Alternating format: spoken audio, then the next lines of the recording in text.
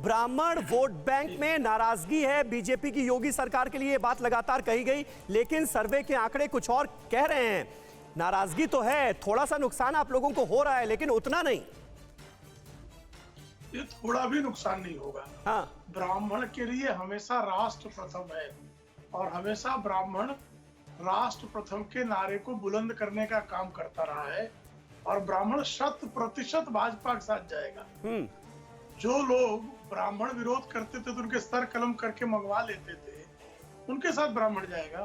ब्राह्मण उनके साथ जाएगा जो सारे थानों में एक जाति विशेष के लोगों को भर देते थे। ब्राह्मण उनके साथ जाएगा। देखिए, पिछली बार 70% ब्राह्मण वोट बैंक आपके खाते में गया था, इस बार 5% का नुकसान होता हुआ नजर आ रहा है। 65%, 20% समाजवादी पार्टी के साथ। घनश्याम तिवारी जी, 20% ज्यादा जाएगा।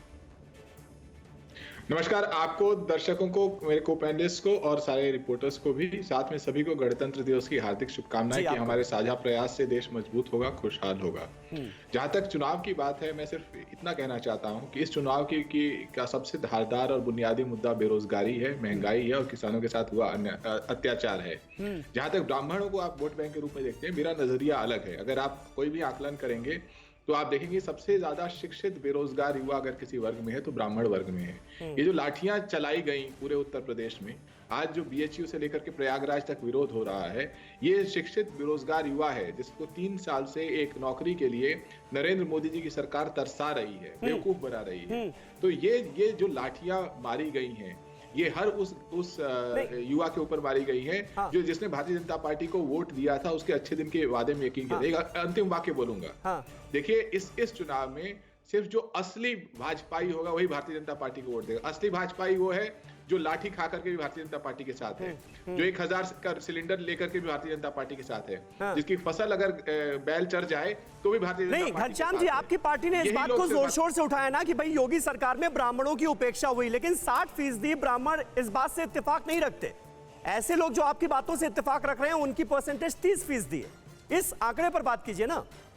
इसी आंकड़े में बात कर रहा हूं। मैंने कहा कि आप जब इसको अगले स्तर पर लेके जाएंगे। हाँ। तो आप देखिएगा कि ये जिन लोगों की आप बात करें, इनके घर में शिक्षित बेरोजगार युवा हैं जिसको 5 साल में नौकरी नहीं मिली और इनकी सरकार गलती से आ गई तो अगले 10 साल तक नहीं मिलेगी। घर में 1000 रुपए का सिलेंडर के चलते या तो स्वास्थ्य के लिए खर्च नहीं कर पा रहे हैं, स्कूल बंद पड़े हैं, सरकार से कोई उम्मीद ही नहीं है।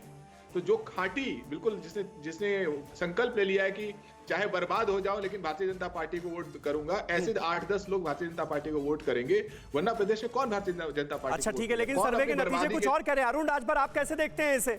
और समाजवादी पार्टी में भरोसा बीजेपी के बाद, लेकिन बीएसपी में जितना भरोसा ब्राह्मण 2017 में कर रहे थे वो भी और कम हो गया है। देखिए, आपके सर्वे ने जिस तरीके से दिखाया है। हाँ। सबसे पहले तो मैं गणतंत्र दिवस की आप सभी लोगों को बधाई देना चाहता हूँ, शुभकामनाएं देना चाहता हूँ कि इस देश को बनाया जाए और संविधान को बचाया जाए। जी। जिस तरीके से आप सर्वे दिखा रहे हैं, इस सर्वे में पहले तो भगवान परशुराम का सम्मान भाजपा ने किया नहीं। उनके जो जयंती हो या उनके पुण्यतिथि, उसको तो इन्होंने कैंसिल कर दिया। आज जब भगवान परशुराम को ही इन्होंने सम्मान नहीं दे पाए तो ये भगवान परशुराम के वंशजों का वोट लेने के कैसे हकदार होंगे? और उत्तर प्रदेश में सबसे ज्यादा ब्राह्मणों पर अत्याचार भारतीय जनता पार्टी ने किया। 700 से ज्यादा ब्राह्मणों पर अत्याचार का टेररिस्ट दिखाने वालों को भारतीय जनता पार्टी अपने साथ लिया और जिन ब्राह्मणों को अपने साथ जोड़ करके बैठाने का प्रयास कर रही है, वो पहले कांग्रेस में रहा करते थे, जितिन प्रसाद जी। आज ब्राह्मणों को दिल्ली में बुला करके यह समझाया जा रहा है कि कोरोना धर्म नहीं देखता, जात नहीं देखता, अमीर गरीब ऊंच नीच नहीं देखता। कोरोना सिर्फ मौका देखता है, लेकिन आप उसे मौका मत दीजिए। बस इतना कीजिए, जब कभी दफ्तर से, बाजार से घर लौटिए तो इतना ख्याल जरूर रखिए कहीं आपके साथ कोरोना आपके घर तो नहीं जा रहा। भूलिए मत, कोरोना अभी जिंदा है।